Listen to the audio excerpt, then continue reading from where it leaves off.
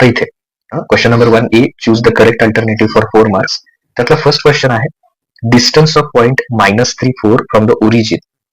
Distance find out करायचा आहे आणि इथे एक वर्ड आहे ओरिजिन.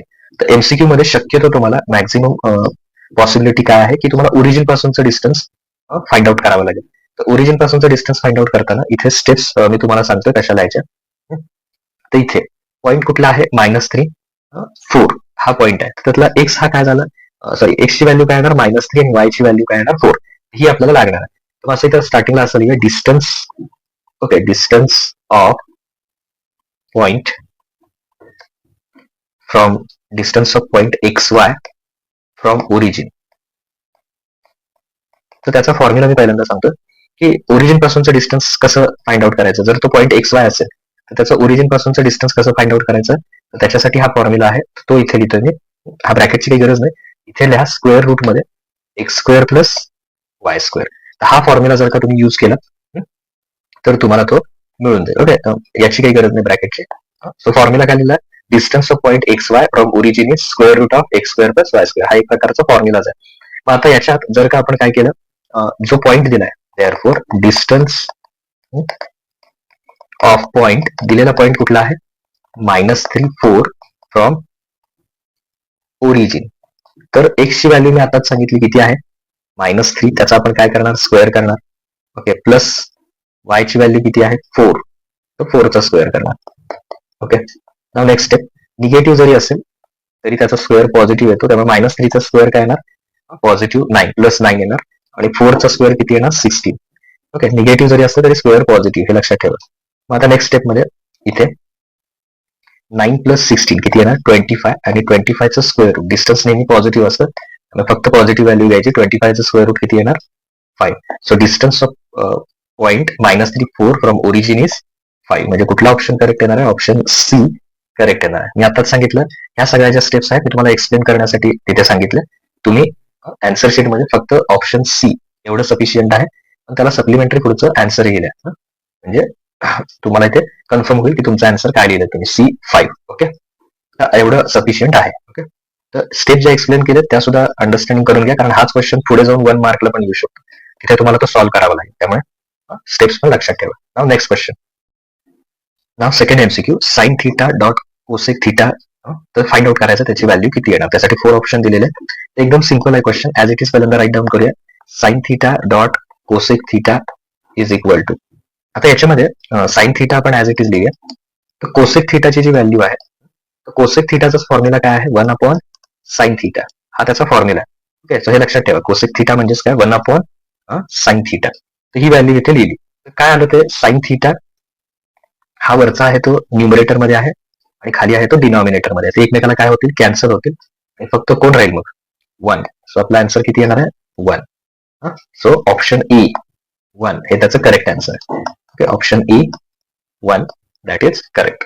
तर हे आपलं करेक्ट त्याचा आन्सर येणार आहे. तर फक्त ऑप्शन द्या, स्टेप फक्त एक्सप्लेन करण्यासाठी, आणि चुकून तो 1 मार्कला आला तर ते सुद्धा तुम्हाला सॉल्व्ह करता आलं पाहिजे. नाव third question, if 2 circles are touching externally, how many common tangents then can be drawn. तर इथे डायग्राम मध्ये तुम्हाला दाखवलेले आहेत, हे 2 सर्कल आहेत. समजा या सर्कलचं सेंटर आहे A आहे आणि या सर्कलचं सेंटर आहे B. तर हे दोन्ही एकमेकाला काय होत आहेत, इथे एका पॉइंट मध्ये टच होत आहेत. तर यांना काय म्हणायचं, टचिंग एक्सटर्नली. ओके, बाहेरच्या बाजूला एकमेकाला टच होतात. तर यांना कॉमन अशा किती टँजेंट ड्रॉ करता येतील, असा क्वेश्चन आहे. तर बघा, आपण इथून समजा हा एक टँजेंट काढला, इथे हा दोघांना रफ डायग्राम आहे, मी आता हाताने काढतोय ते. तर इथे एक टँजेंट ही ड्रॉ करता येईल, समजा ही L आहे, ही पहिली झाली. तशीच दुसरी इकडे खाली टच करणारी, जस्ट मिनिट, ही एक ड्रॉ करता येईल, ही दुसरी टँजेंट झाली. कॉमन दोघांना पण टच करते, M. आणि कन्स्ट्रक्शन मध्ये नेहमी आपण एक अशी काढतो टँजेंट. तर हे टोटल काय झालं, 3 टँजेंट झाले. टँजेंट म्हणजे एका पॉइंट मध्ये टच करतात. Okay, LM N. तर अशा एकूण किती पॉसिबिलिटी आहे, 3. 4th वन तुम्ही ट्राय करा, कुठेही ड्रॉ करता येणार नाही. त्यामुळे टोटल किती टँजेंट ड्रॉ करता येतील, 3 टँजेंट ड्रॉ करता येतील. त्यामुळे कुठला आन्सर चूज करणार आपण याच्यामध्ये, C.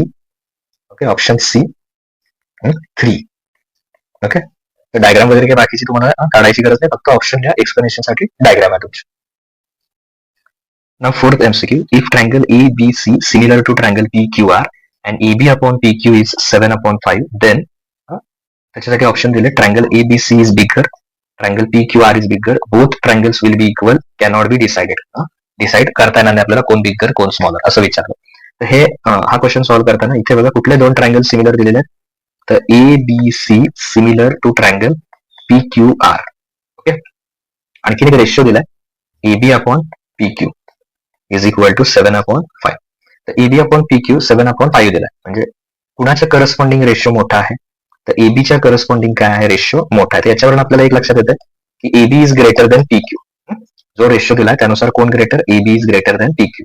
मग पहिल्या ट्रायंगल मध्ये कोण आहे, एबी. दुसऱ्या ट्रायंगल मध्ये कोण आहे, पी क्यू. त्यामुळे ज्या ट्रायंगलचा रेशिओ मोठा, इकडचा एबीचा मोठा आलाय, त्यामुळे आपण काय म्हणणार, therefore triangle ABC is bigger. Okay, triangle ABC is bigger. तर हे आपला आन्सर येणार. Okay, ABC is bigger. तर मग कुठला option, option A is correct, triangle ABC is bigger. हे आपल्याला हे आन्सर फक्त तिथे लिहायचं, नोट करायचं. Now next one. Now next question, question number 1B. Solve the following question 4 marks. याच्यामध्ये सुद्धा टोटल आपल्याला किती असतील, 4 क्वेश्चन असतील. 4 क्वेश्चन फॉर 1 मार्क्स, आणि इथे टोटल तुम्हाला 4 मार्क मिळतील. पण इथे डिफरंट काय असणार आहे, एमसीक्यू मध्ये कसे होते आपल्याला 4 ऑप्शन होते, इथे आपल्याला ऑप्शन नसणार आहे. ओके, आपण काय करायचे, स्वतः ते सॉल्व्ह करायचे. 2 or 3 स्टेप्स मध्ये, सिंपल स्टेप्स असतील, ते सॉल्व्ह करायचे आणि मग तुम्हाला त्याचा 1 मार्क मिळून जाईल. तर याच्यामध्ये जो फर्स्ट क्वेश्चन आहे, the ratio of corresponding sides of similar triangle is 3:5. Then find out the ratio of their areas. दोन सिमिलर ट्रायंगल आहेत, त्याच्या साइडचा जो रेशिओ आहे तो 3:5 आहे. ओके, आणि आपल्याला काय फाइंड आउट करायचं आहे, त्याचा एरियाचा रेशिओ किती आहे. आता इथे पर्टिक्युलरली आपल्याला ट्रायंगलचं नेम दिलेलं नाहीये, तर आपण स्टार्टिंग करताना काय करणार, इथे लेट आन्सर असं स्टार्ट करूया. लेट कुठलेही दोन ट्रायंगल घ्या, triangle A B C similar to triangle कुठलाही एखादा triangle P Q R. Okay, आणि A B is to P Q याचा रेशिओ किती दिला आपल्याला, करस्पॉन्डिंग साइडचा ratio A B is to P Q is 3.5. तर हे दोन सिमिलर ट्रायंगल आहेत, आणि हे सगळं ऑलरेडी क्वेश्चन मध्ये दिलं, फक्त आपण ट्रायंगल घेतले दोन, ए बी सी आणि पी क्यू आर, आणि करस्पॉन्डिंग साइडचा रेशिओ 3:5. मग आता इथे आपण एक थेरम यूज करणार आहे, by theorem of area of similar triangle. Okay, similar triangle याचा फुल फॉर्म लक्षात ठेवा. तुम्ही पूर्ण त्याचं जसं सेंटेन्स आहे तसं लिहा, by theorem of areas of similar triangles. जर दोन ट्रायंगल जर सिमिलर असतील तर त्यांच्या एरियाचा रेशिओ, म्हणजे पहिला ट्रायंगल कोण आहे, ए बी सी, तर त्याचा एरिया, आणि दुसरा ट्रायंगल आहे पी क्यू आर, तर त्याच्या एरियाचा रेशिओ हा त्याच्या करस्पॉन्डिंग साइडच्या स्क्वेअर इतका असतो, म्हणजे A B square upon P Q square. तर दोघांचाही स्क्वेअर आहे, तर तुम्ही काय करू शकता, इथे A B upon P Q असं लिहू शकता, आणि त्याचा काय करू शकता, स्क्वेअर करू शकता. मग A B upon P Q म्हणजेच A B is to P Q किती दिला, 3:5. त्यामुळे इथे किती लिहायचं, व्हॅल्यू पुट करायची, ही A B upon P Q ची 3/5, 3:5 ऐवजी 3/5. मग 3चा स्क्वेअर किती येणार, 3 × 3 9, आणि 5चा स्क्वेअर किती येणार, 25. Therefore area of triangle A B C upon area of triangle P Q R is equal to 9/25. हे आपला आन्सर येणार. आता याच्यामध्ये जर का तुम्ही हा थेरम करेक्ट यूज केला, तिथे थेरमचं नेम लिहून आणि इथे, तर हाफ मार्क मिळेल तुम्हाला, आणि आन्सर करेक्ट आले की हाफ मार्क मिळून जाईल. तर टोटल 1 मार्क तुम्हाला इथे त्याचे मिळून जातील. तर हा झाला त्यातला फर्स्ट वन. आता नेक्स्ट बघूया. Now second question. Second question मध्ये काय आहे, check whether the given triplet is Pythagorean. हे दिलेलं ट्रिपलेट पायथागोरियन ट्रिपलेट आहे की नाही ते डिसाईड करायचं. तर पायथागोरियन ट्रिपलेट हा सिंपल क्वेश्चन आहे. तर त्यासाठी काय करणार आपण, पायथागोरियन ट्रिपलेट जो दिलाय त्याच्यामध्ये 3 नंबर्स आहेत. 3 नंबर मध्ये दिलेल्या 3 नंबर्स मध्ये ग्रेटर नंबर कोण आहे, 13. तर 13चा काय करा, स्क्वेअर करा. तर 13चा स्क्वेअर केल्यानंतर काय होईल, 13 × 13, 13 × 13 किती येणार आहे, 169 येणार. ओके, याला नंबर 1 द्या, 13चा स्क्वेअर. नाव रिमेनिंग 2 नंबर्स म्हणजे कुठले कुठले, 5 आणि 12, तर त्याचा स्क्वेअर करा, म्हणजे 5 स्क्वेअर प्लस 12 स्क्वेअर. ओके, तर या दोन्हींचा स्क्वेअर करायचा. तर 5चा स्क्वेअर किती येणार, 25, आणि 12चा स्क्वेअर केला तुम्ही, 12 × 12, तर 144. 5 × 5 25, 12 × 12 144. तर यांची दोन्हींची ऍडिशन केली आपण, या दोन्हींची 25 + 144, तर किती येणार, 169. तर याला नंबर 2 द्या. तर दोन्ही आन्सर आपले काय आले, 169, म्हणजे सेम आले. सेम आले असेल तर काय म्हणायचं, therefore from 1 and 2, okay, 1 and 2 कुठला दिलेला आहे आपल्याला triplet, 5 12 13 is, okay, Pythagorean triplet. Pythagorean triplet. जर आले नाहीत ह्या दोन्ही आन्सर सेम, म्हणजे ग्रेटर नंबरचा स्क्वेअर आणि राहिलेल्या दोघांच्या स्क्वेअरची सम. जर का आली नाही सेम तर नॉट पायथागोरियन ट्रिपलेट. इथे आलेली आहे म्हणून आपण काय म्हणणार, पायथागोरियन ट्रिपलेट. ओके, इथे जे तुम्ही कॅल्क्युलेशन करता त्याला हाफ मार्क मिळेल आणि जे फायनल आन्सर लिहिताय डिसाइड करताय की पायथागोरियन ट्रिपलेट आहे की नाही त्याला हाफ मार्क. सो टोटल तुम्हाला 1 मार्क मिळेल. Now next question number 4. Find the slope of line passing through the given points. इथे आपल्याला काही पॉइंट्स दिलेले आहेत, त्यातून पास होणारे जी लाईन आहे त्याचा स्लोप. गिवन पॉइंट्स आधी लिहूया as it is. Okay, given points. दिलेले पॉइंट्स कुठले कुठले आहेत बघा. ए दिलेले आहे आपल्याला -3, 5 अँड डी जो दिलेला आहे आपल्याला 4, -1. Therefore slope of line. आता ह्या पॉइंट मधून पास होते म्हटल्यावर त्या लाईनचं नेम काय घेणार आपण, स्लोप ऑफ लाईन AB. कारण समजा ए आणि बी हे पॉइंट आहेत आणि याच्यातून जाणारी लाईन आहे म्हणजे त्या लाईनला आपण AB म्हणू शकतो. ओके, तर तसं इथं काय करायचं, slope of line AB is equal to formula लिहा y2 minus y1 sorry y2 minus y1 upon x2 minus x1. तर हा फॉर्म्युला पहिल्यांदा आहे. आता इथे y2 ची जर व्हॅल्यू त्या आधी क्लिअर करूया आपण. इथे हा आपला x1 असेल, हा y1 असेल आणि हा x2 y2. ओके, तर व्हॅल्यू पुट करूया.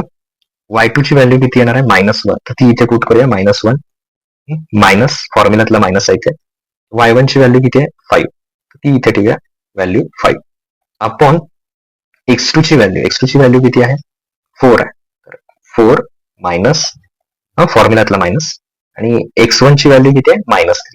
ही व्हॅल्यू पुट केली आपण -3. नाउ नेक्स्ट स्टेप -1 -5 दोन्ही मायनस राहतील आणि खाली काय होईल बघा 4 दोन्ही जे मायनस मायनस आहेत ते मधले काय होतील +3. ओके, 4 + 3 होईल. तर -1 -5 साइन सेम आहेत म्हणजे काय होणार, पहिला या दोन्हींची काय होणार ऍडिशन होणार, तर -6 येणार. परत 4 + 3 केलं आपण तर किती येणार 7. म्हणजे slope of that line is, हवं तर लिहू शकता slope, just a minute, slope of AB or given line is -7/6 and that is required. Okay, तर इथे तुम्ही जर स्लोपचा फॉर्म्युला लिहिला तर हाफ मार्क मिळेल तुम्हाला. जर का तुमचा आन्सर करेक्ट आला तर तुम्हाला हाफ मार्क मिळेल. अशा पद्धतीने मार्कचं डिस्ट्रीब्युशन असेल, थोडाफार बदल असेल बोर्डच्या आन्सर शीटनुसार, पण साधारण असे मार्क तुम्हाला डिस्ट्रीब्यूट केले जातात. नाव थर्ड क्वेश्चन काय आहे आपलं इथे, find the surface area of sphere of radius 7 centimetre. तर रेडियस 7 सेंटीमीटर असणाऱ्या स्फिअरचा काय करायचं आपल्याला, सरफेस एरिया फाइंड आउट करायचा. सरफेस एरिया म्हणजे इथे टोटल सरफेस एरिया काय करायचं आपण ऍक्च्युली फाइंड आउट करायचं. जरी सरफेस एरिया म्हटलं असतं तरी ऍक्च्युली त्याचं मिनिंग काय आहे किंवा काय कॅल्क्युलेट करणं तुम्ही गरजेचं आहे, टोटल सरफेस एरिया. तर सगळ्यात पहिल्यांदा फॉर्म्युला लिहूया surface area of sphere. Okay, the surface area of sphere. तर सरफेस एरिया ऑफ स्फिअरचा फॉर्म्युला काय आहे 4πr². ओके, सो 4 मल्टिप्लाय इथे r रेडियस, इथे हवं तर सुरुवातीला नोट करू शकता given that r is equal to 7 किंवा डायरेक्ट फॉर्म्युल्यात पुट केलं तरी चालेल. सो पायची व्हॅल्यू इथे किती घ्या 22/7 मल्टिप्लाय r² म्हणजे कुणाचा स्क्वेअर येणार 7चा स्क्वेअर येणार. Okay, so next step 4 multiply 22/7 multiply square means how many times multiplication 2 times. 2 times multiplication करणार आपण. इथे हा 7 जो आहे तो डिनॉमिनेटर मध्ये आहे, तो कॅन्सल होईल इकडच्या न्यूमरेटर मधल्या 7ला. हे 7ला 7 कधी कॅन्सल होतं, एक डिनॉमिनेटर आणि एक न्यूमरेटर मध्ये असेल तर हे कॅन्सल होणार. आता आधी 4 ने या 22 ला मल्टिप्लाय करा. 4 2 जा 8, 4 2 जा 8, 88 मल्टिप्लाय 7. सो 7 8 जा किती येईल 56. कॅरी 5 अगेन 7 8 जा 56 प्लस 1 61. ओके, 616. आता हा एरिया आहे सरफेस एरिया ऑफ स्फिअर. तर याला काय लिहिणार स्क्वेअर आणि दिलेलं 7 सेंटीमीटर होतं. एरिया असल्यामुळे काय लिहिणार स्क्वेअर सेंटीमीटर, व्हॉल्यूम असेल तर क्युबिक सेंटीमीटर. ओके, तर दॅट्स वाय इथे आपण काय लिहिणार सरफेस एरिया ऑफ स्फिअर. इथे लिहायचं therefore surface area of sphere is equal to 616 square centimetre.